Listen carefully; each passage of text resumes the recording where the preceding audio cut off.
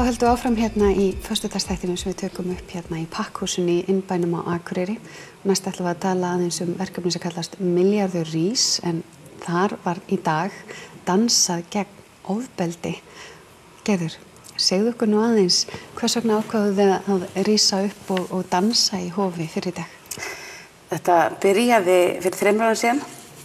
Þá hérna var UN Women í Reykjavík sem stóð fyrir viðburði í Hörpu og ég svona manneskja, ég gríp allt, mér langar alltaf að vera með í öllu en ég kemst aldrei og þetta allt í Reykjavík, þannig að ég ákvað að vera með líka á Akureyri og byrjuðum ég fekk Dabba, Rún og Sigga og þá alltaf þess að opna fyrir mig Sjallan fyrir 3 árum síðan og þá mættu 5 og 10 með börnunum okkar voða gaman. En hérna, svo í fyrra höfðum við þetta í Hofi og þá mættu svona kannski 30 til 50, ég hef ekki alveg töluna. Og þetta bara, auðvitað verðum við að vera með. Það getum ekki, við verðum að taka þátt í þessu. Hvaða verkefni er það? Segðu okkur Við erum að mótmæla ofbeldi á konum. Hverslags ofbeldi, það er bara allt frá nauðgunum, heimilisofbeldi, limlestingar og sýruárásir. Ég vil meina að einelti getur alveg komið inn í þetta. Og konseptið er bara að milljónir rísa og stíga niður fæti og dansa í takt.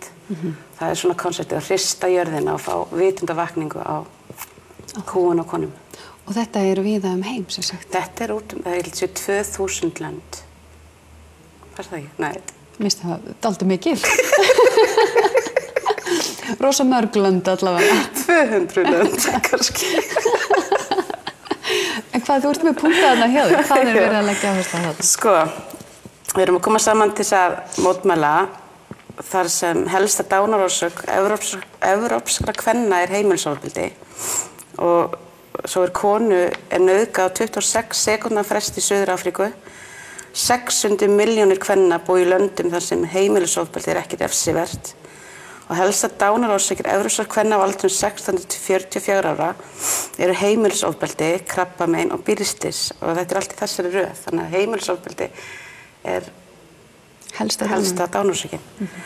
Og í Brasilíu deyja 10 konur daglega vegna heimilisofbeldis og líklegra sé að íslensk stúlka í 10. bekk á Íslandi hafi orðið fyrir kynferðislega áreitni heldur en hún reiki. Og þetta er náttúrulega rosalega tölur. Og ég hef verið að fjalla svolítið þetta í skólum, ég er að fá unglingsstúlkur til liðs við mig og vekja þær aðeins til vitundar. Og þegar maður ræðir þetta við stúlkur á Akureyri, það kannast allir við þetta. Það er alls staðar kringum mann, hvort maður hefur sjálfur lentið í eða einhver annar við hliðina á manni.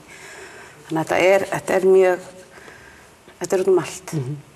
Og dansinn, hann að dansa í takt, það hlýtur að vera svolítið tákgrænt. Þetta er bara ótrúlegt. Við vitum líka náttúrulega bara eins og með hverslags, þegar hópur kemur saman, hvort sem það er í dansi eða í hugleiðslum eða eitthvað, þá er svo mikil orka og sem bara vekur alheiminn og líka náttúrulega stíga niður fæti og hristast og öskra og þetta er